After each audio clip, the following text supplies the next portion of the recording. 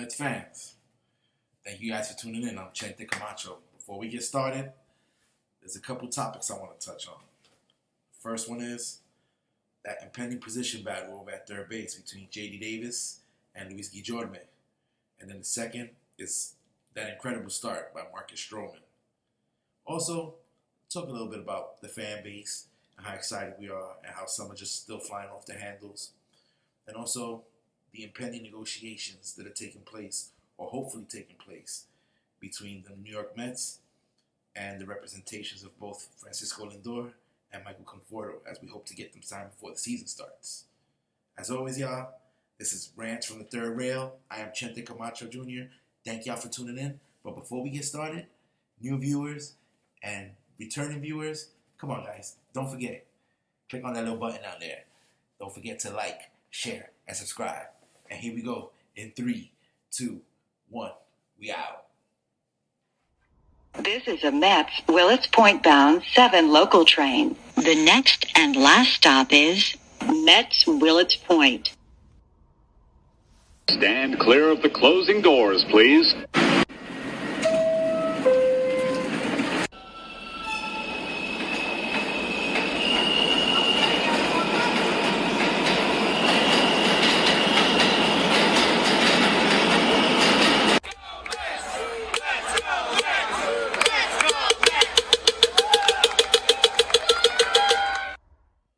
Topic 1, the spring performance of Marcus Stroman.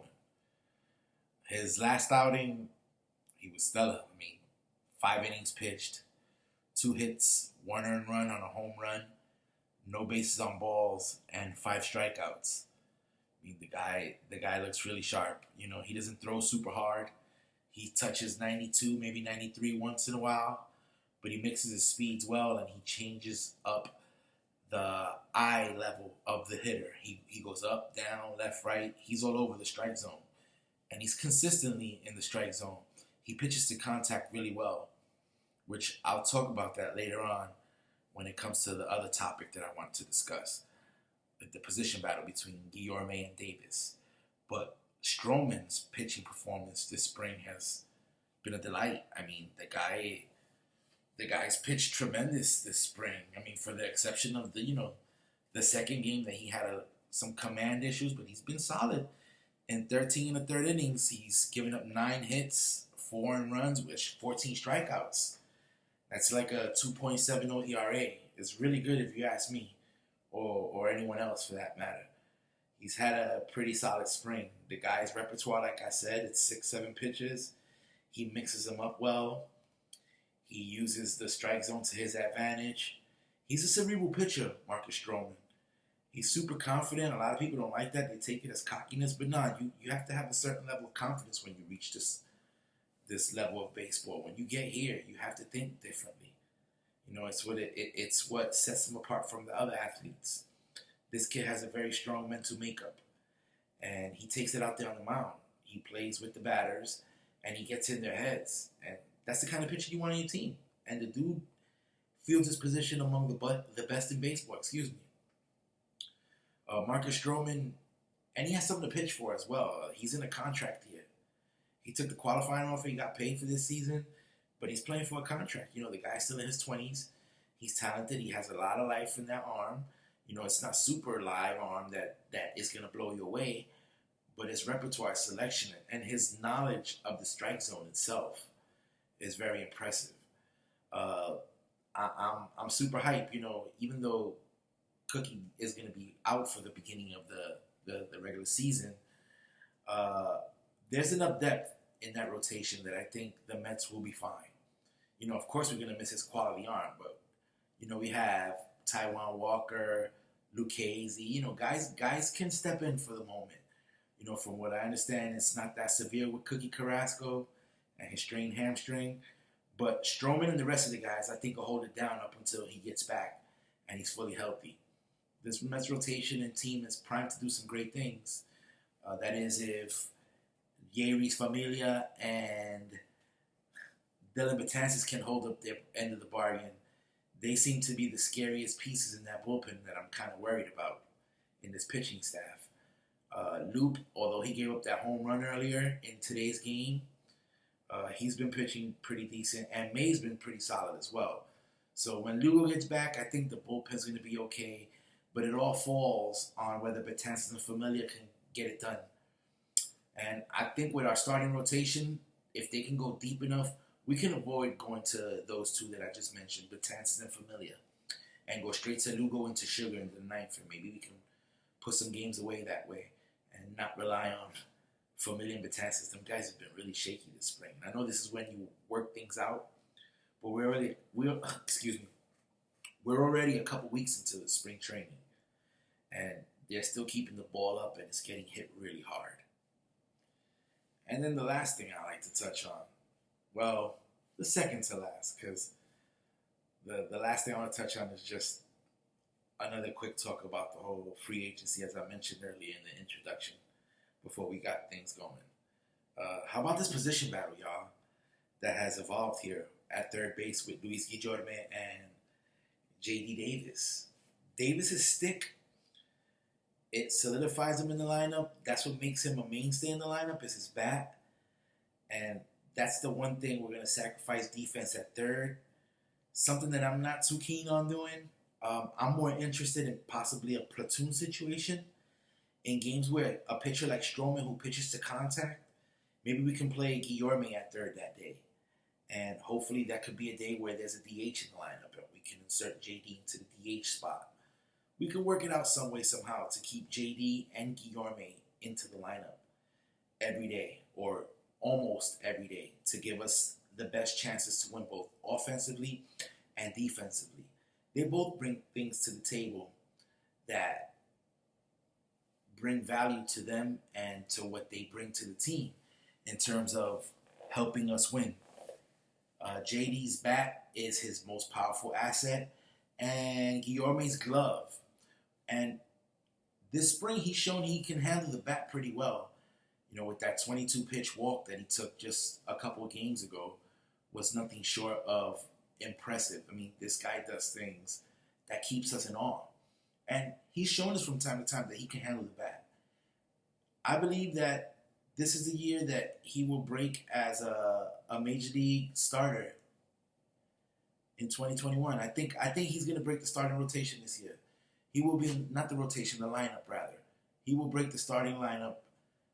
Eventually, he will replace J.D. Davis in that lineup, where J.D. Davis will be more valuable, will be probably coming off the bench towards the middle. And, you know, if the team is playing meaningful games in August and September, that's where J.D. Davis will be very, very well suited to come off that bench and give us that bat, you know, a couple of games here, a couple of spot starts here and there, and his stick will get us going.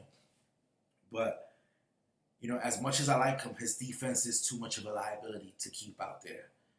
And as much as it hurts for me to say, Guillorme will eventually take that starting position.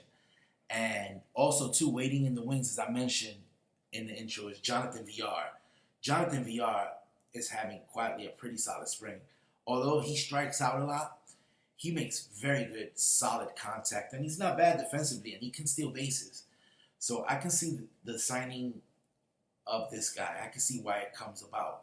He had so many dimensions to the team that we can use him in different aspects in different situations, as far as a pinch runner, maybe play some defense in the outfield. He can play second, third, and short, as can Guillorme, but he can play a little bit of outfield. Guillorme can't really play the outfield. We haven't seen Guillorme play the outfield.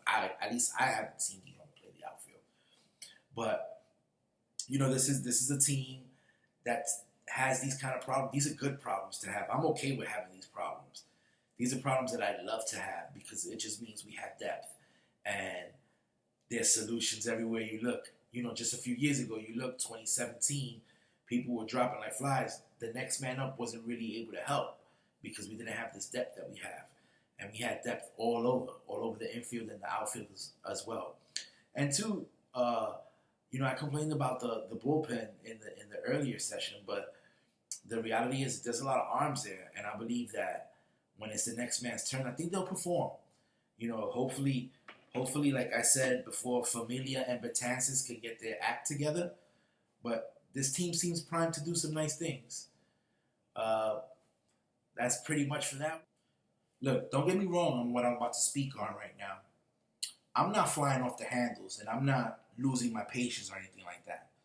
I'm only trying to state the fact that this could turn into a very embarrassing situation for Steve Cohen and his team if he doesn't sign Francisco Lindor during this spring training evolution. As, you know, he made it clear just the other day that he will not negotiate once the season starts because it's a distraction to his game.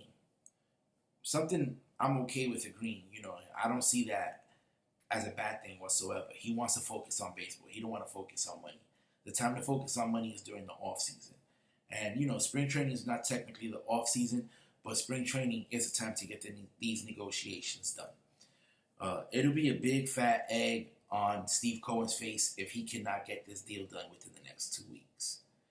It'll also be a slap in the face to us Mets fans because you sold us a dream that you were fixing to be different from the former regime that was here.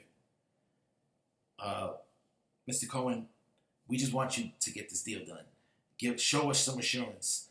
It'll give us confidence if you make this deal. If you sign Conforto now, if you sign Lindor now, either one of them, preferably Lindor because of what he said as far as like not negotiating during the season. Conforto worries me because of his representation. As I said before, Scott Boras loves his clients to test the free agent market. And by the time they get offers, the offers are too large for the home team to try to match. With that being said, I believe we can reach a deal with Boras during the season. Because Boras isn't like Lindor's representation. Boras is about them dollars. He's about his whatever percentage he gets, 15%, whatever his contract calls for. That's what Boras is about. Scott Boras is about his money. And, you know, as you can see, he's the guy. He represented Alex Rodriguez way back in 1999 when he made the deal with the Texas Rangers. Almost made a deal with the Mets, but Steve Phillips wasn't trying to give Alex Rodriguez his own office in Shea Stadium at the time. But the reality is that Boras is all about the money.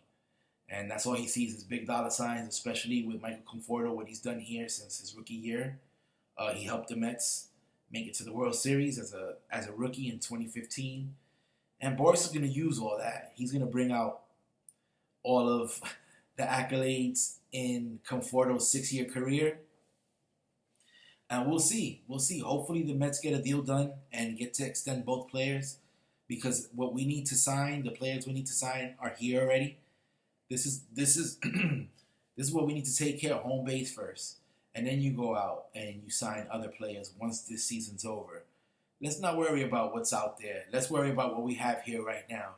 And this way we can make things work. Show confidence in this group and to the fan base. A lot of guys are excited. A lot of people are hype about this season. And then a lot are not so optimistic, you know, and some I can kind of understand and others I don't understand at all because I read a lot of the comments on social media. And it seems like some people just don't understand the concept of baseball and team sports altogether. And that's okay. You know, you have something to cheer about. I can't tell you how to cheer. But the one thing I can say is that we have to relax and we can't just be crazy. I just want this deal to get done. That's all. I'm not trying to be like, oh, you have this amount of time. No, I just want it to get done. And hopefully within the next week or so, we can see a breaking news flash with Eamon McEnany on SNY giving us the whole rundown of the contract figures, the years, and whether it's front-loaded, back-loaded, whether it's a player option, team. That's the kind of news we're waiting to hear. That's what this fan base is looking forward to, and that's what we want to see. Show us, please, Mr. Cohen, that you're committed to winning and committed to excellence. I know the trade you made was great, but that was just the first step. Now it's time to show us that you're all in, as you said you were as a fan. You know, as always, this is Chente Camacho Jr., Rail Splitters. I thank y'all for tuning in as always. It's always hashtag LFGM, hashtag Guillorme Gang. Season's going to start in a couple weeks. Super pumped and excited. Once again, thank y'all for tuning in. And I'm taking you in 3, 2, 1. Peace.